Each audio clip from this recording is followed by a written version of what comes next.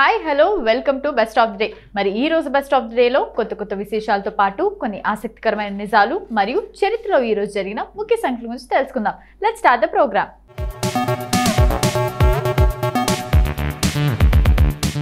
కళ మనలోని భావాలను వ్యక్తపరచడానికి ఒక సాధనం. మనం చేసే ప్రతి పనిలో మన కళ దాగి ఉంటుంది. దేనినైనా సృజనాత్మకంగా చేస్తే అది కళే అవుతుంది. అలా కాకుండా కొన్ని కళలు కూడా ఉంటాయి. వాటిల్లో ప్రత్యేకంగా నైపుణ్యం సంపాదించవలసి ఉంటుంది. మనకు మొత్తం 64 కళలు ఉన్నాయి. అందులో చోరకళ తప్పించి మిగతావన్నీ ప్రత్యేకమైనవి. మనకు ప్రాచీన కాలం నుంచి కళలు ఉన్నాయి. చరిత్రలో వీటిని ప్రత్యేకంగా చెప్పుకపోయినప్పటికీ ఆది మానవులు వేసిన చిత్రాల ద్వారా అవి మనకు తెలుస్తాయి. అసలు ఆ చిత్రాలు వేయడమే ఓ పెద్ద కళ. తర్వాత పాటలు, డాన్సులు లాంటివి అన్ని కళలుగా ప్రసిద్ధిగాంచాయి. వీటిల్లో అనేక మంది కళాకారులు నిష్ణాతులై ఉన్నారు. క్రియేటివ్ పనులు చేసేవారి కోసమే ఈరోజు.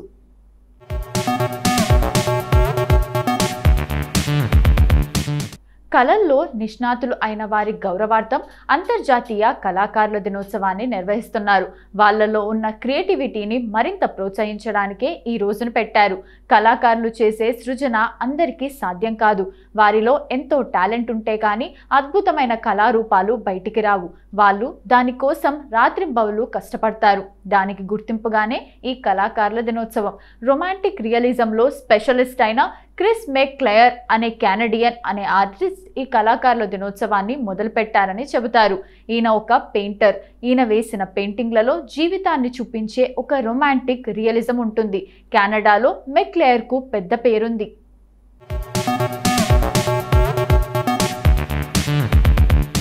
ఆర్టిస్టులు తమలోని ఆర్టిస్టిక్ వ్యూని మరింత మెరుగుపరుచుకోవడానికే ఈ రోజు ఉద్దేశమని మెక్క్లెయర్ అంటారు. అంతర్జాతీయ కళాకారుల దినోత్సవం రోజు ఏం చేయాలంటే మన చుట్టుపక్కల ఉన్న కళాకారులను గుర్తించి వారిని సాధ్యమైన రీతిలో సత్కరించాలి. వారు వారి రంగాల్లో మరింత ముందుకు వెళ్ళేలా ప్రోత్సహించాలి. ఏ కళకు అయినా కళాకారునికి అయినా ఉత్సాహం ఇచ్చేది తగినంత ప్రోత్సాహమే. ఒక చిన్న మెచ్చుకోలు కూడా వాళ్ళలో క్రియేటివ్నెస్ను మరింత పెంచుతుంది అంటారు. కాబట్టి మీరు కూడా మీ చుట్టుపక్కల కళాకారులను ప్రోత్సహించండి. కళలను అభివృద్ధికి దోహదపడండి. ఒగ్గు కథ ఒక కళారూపం. కుర్మ కులానికి చెందిన వారు దీన్ని ప్రదర్శిస్తారు. ఒగ్గు అంటే త్రినేత్రుడైన శివుడిని ప్రార్థించడం.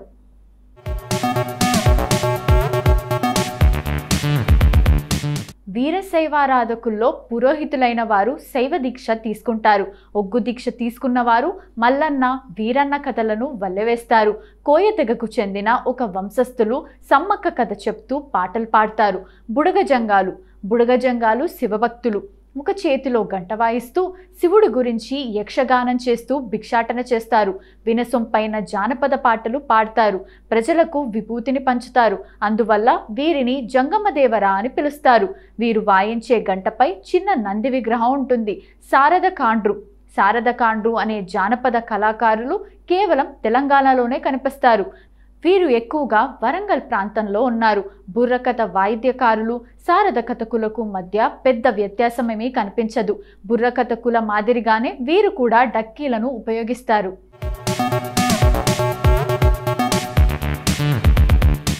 వీరు ఉపయోగించే తంబూరాను శారద అంటారు. అందువల్ల వీరికి శారద కాండ్రు అనే పేరు వచ్చింది. గంగిరెద్దులాట. ఇది తెలంగాణ రాష్ట్రంలో ఒక చక్కని జానపద కళ. సాధారణంగా పూజగొల్ల కులానికి చెందిన వారు గంగిరెద్దులను ఆడిస్తారు. వీరు ఎద్దును చక్కగా అలంకరించి ఊళ్ళల్లో తిరుగుతూ దాన్ని ఆడిస్తారు. వీరు ప్రధానంగా భిక్షాటన ద్వారా జీవనం సాగిస్తారు. ఒక గంగిరెద్దుతో పాటు 3 వ్యక్తులు ఉంటారు. వీరిలో ఒకరు గంగిరెద్దును ఆడిస్తే మరో వ్యక్తి డోలు వాయిస్తాడు. 3వ వ్యక్తి సన్నాయి వాయిస్తాడు. ఇది గ్రామస్తులకు మంచి వినోదం.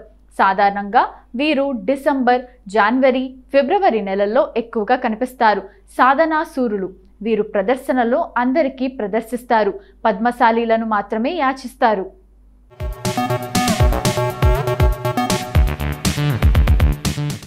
ఒక గ్రామం నుంచి మరో గ్రామానికి సంచరిస్తూ ప్రతి గ్రామంలోని పద్మశాలీల అనుమతితో వీరు ప్రదర్శనను ప్రారంభిస్తారు. వీరి ప్రదర్శన పగటి వేళ జరుగుతుంది కావున దీనిని పగటి వేషంగా భావించవచ్చు. వీరి ప్రదర్శన ఇంద్రజాలానికి సంబంధించింది. ప్రదర్శన కాలం సుమారు 3 గంటల వరకు ఉంటుంది. వీరి రంగస్థలం గ్రామ కూడలిలో ఉన్న విశాల స్థలంలో ఉంటుంది. వీరి కళారూపాల సాధనకు ఎంతో నిష్ఠ అవసరమంటారు. వీరి ప్రదర్శనలో 2 వ్యక్తులు 2 పల్లేలు తీసుకొని ఏదో ఆకుపసరు పూసుకొని దూరంగా నిలబడతారు. వారి చేతులకున్న ఆకుపసరు ప్రభావం వల్ల వారి చేతుల్లోని పల్లాలు ఒక్కసారిగా పైకెగిరి 2 కొట్టుకొని మరలా యథాస్థానానికి చేరుకుంటాయి. ఇలా అనేక అద్భుతాలను ప్రదర్శిస్తారు. ఇప్పటి వరకు అంతర్జాతీయ కళాకారుల దినోత్సవం గురించి మనకు తెలియని కొన్ని ఆసక్తికరమైన నిజాలు తెలుసుకున్నాం కదా. మరి అక్టోబర్ 25వ తేదీన ఒక్కసారి చరిత్రలోకి వెళ్ళి చూస్తే ఎంతో మంది ప్రముఖుల జన్మాలు జరిగాయి. మరి ఒక్కసారి చరిత్ర పుటల్లోకి వెళ్ళి నేడు జన్మించిన ప్రముఖులు ఎవరో తెలుసుకుందాం రండి.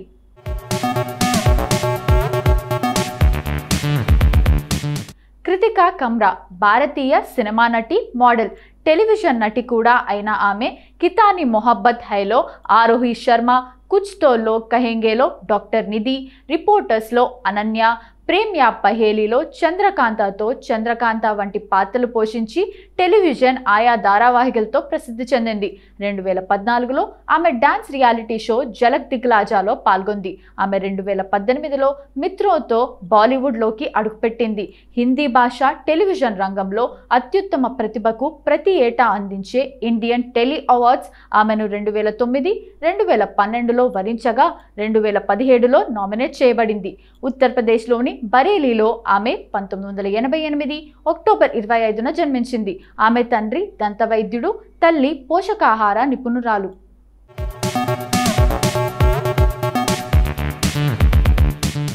అపర్ణ సేన్ ఒక భారతీయ సినిమా దర్శకురాలు, సినీ రచయిత్రి, నటిమణి. ఈమె బెంగాలీ చిత్రాల ద్వారా ప్రసిద్ధి చెందింది. ఈమె 1960 నుండి 80 దశకాల్లో కథానాయికగా అనేక సినిమాల్లో నటించింది. ఈమె ఖాతాలో 3 జాతీయ చలనచిత్ర పురస్కారాలు, 9 అంతర్జాతీయ చలనచిత్ర పురస్కారాలు, 9 బెంగాల్ ఫిల్మ్ జర్నలిస్ట్ అసోసియేషన్ అవార్డులు చేరాయి. భారత ప్రభుత్వం 1987లో పద్మశ్రీ పురస్కారంతో సత్కరించింది. ఈమె ప్రస్తుతం బంగ్లాదేశ్లో ఉన్న జెస్సూర్ జిల్లాలో ఒక బెంగాలీ కుటుంబంలో 1945 అక్టోబర్ 25న జన్మించింది. ఈమె ప్రెసిడెన్సీ కాలేజ్లో చదివే రోజుల్లో తన 15వ ఏట సినిమా రంగ ప్రవేశం చేసింది. తన తండ్రికి స్నేహితుడైన సత్యజిత్ రే దర్శకత్వంలో 1961లో వెలువడిన తీన్ కన్యా అనే చిత్రంలో మృణ్మయి పాత్రను ధరించింది.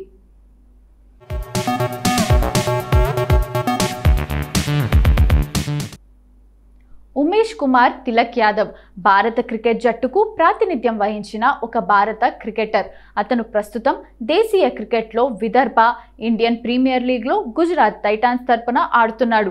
అతను భారతదేశం కోసం 57 టెస్ట్ మ్యాచ్లు ఆడాడు. అతని ఫాస్ట్ బౌలింగ్ భారతదేశం ముఖ్యంగా స్వదేశంలో టెస్ట్ మ్యాచ్లను గెలవడానికి దోహదపడింది. 2013 ఐసీసీ ఛాంపియన్స్ ట్రోఫీని గెలుచుకున్న జట్టులో యాదవ్ సభ్యుడు. 2015 క్రికెట్ ప్రపంచ కప్లో భారత్ తరపున అత్యధిక వికెట్లు తీసిన బౌలర్గా నిలిచాడు. కుడి చేతి ఫాస్ట్ బౌలర్ యాదవ్ 2008 నుండి దేశీయ స్థాయిలో విదర్భ తరపున ఆడాడు. టెస్ట్ క్రికెట్ ఆడిన జట్టు నుండి మొదటి ఆటగాడు. ఉమేష్ కుమార్ తిలక్ యాదవ్ మే 25, 1987న నాగ్పూర్, మహారాష్ట్రలో జన్మించాడు.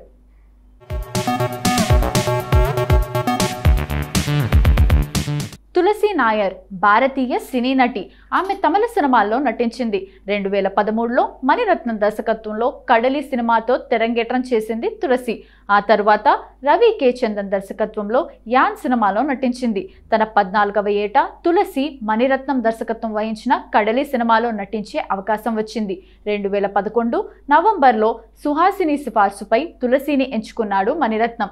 ఈ పాత్రకు ఆమె చిన్నది అవుతుందన్న కారణంతో మొదట మణిరత్నం ఆమెను తిరస్కరించారు. కానీ ఈ సినిమా నుంచి సమంత తప్పుకోవడంతో సుహాసిని సిఫార్సుపై తులసిని తిరిగి తీసుకున్నాడు మణి. ఈ సినిమా కథానాయకుడు గౌతమ్ కార్తిక్. తులసిలకు ఇది మొదటి సినిమా. తులసి నాయర్ అక్టోబర్ 25, 1997న జన్మించారు.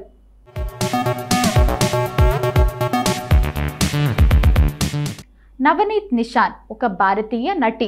ఆమె సోప్ ఒపెరా తారా, కసౌతీ జిందగీ, కేలలో పాత్రలకు బాగా ప్రసిద్ధి చెందింది. ఆమె టీవీ సీరియల్ చాణక్యలో షోనోత్రా పాత్ర పోషించింది. ఆమె అనేక పంజాబీ చిత్రాల్లో కూడా నటించింది. ఆమె పేరు తెచ్చుకున్న విజయవంతమైన పంజాబీ చిత్రాల్లో అర్దాబ్ మతియారన్ కూడా ఒకటి. జాన్ తేరే నామ్ చిత్రంతో రోనిత్ రాయ్ సరసన సహాయక నటిగా బాలీవుడ్లోకి ఆమె అడుగుపెట్టింది.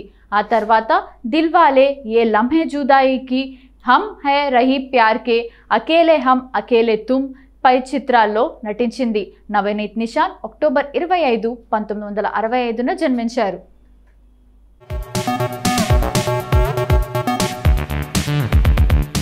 సో ఇదండి ఇవాల్టి best of the day episode. ఈ ఎపిసోడ్ అనేది ఈ రోజుకు సంబంధించిన కొన్ని ఆసక్తికరమైన విశేషాలు తెలుసుకోవడానికి ఉపయోగపడిందని అనుకుంటూ మళ్ళీ రేపటి ఎపిసోడ్లో కలుద్దాం. Bye bye.